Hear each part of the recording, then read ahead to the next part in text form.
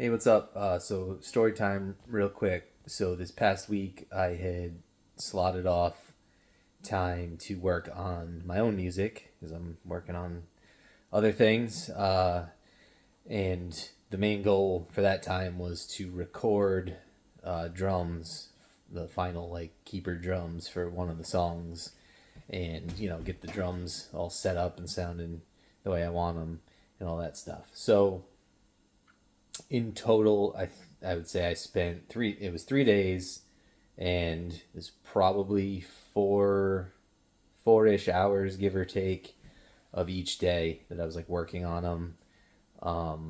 One chunk of time was probably 2 hours of just like fighting with trying to quantize and having that make it sound weird because I just wanted to like tidy up the drums. I didn't want to like robotically, affect them or whatever.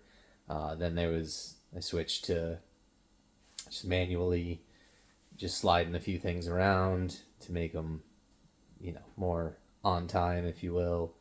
Uh, so I mean, I literally would say that I spent 2.5 of the 3 days failing so hard, just failing to the point where I was listening to the mix down at the end of the night on the end of the second day, and I was like, I don't even know if I want to keep working on this song.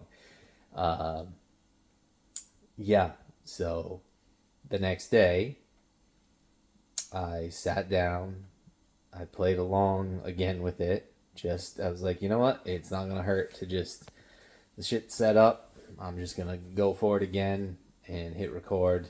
I mean, what's the worst that can happen? I'm not recording tape or anything, and no one's here like looking at me doing this. So, yeah. And by the end of that, I had practiced it enough, and I just it was zero stakes at that point, and I ended up doing like 3 or 4 really good takes. I kept some of the stuff from the previous day, and I was able to just have to, fiddle a couple things to get the timing the way I want it. But no, I freaking love the song again. So the 2.5 days of failure were very necessary to get me to the place of getting the drums the way I wanted them.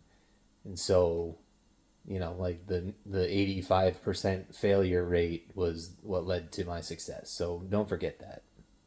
That's all.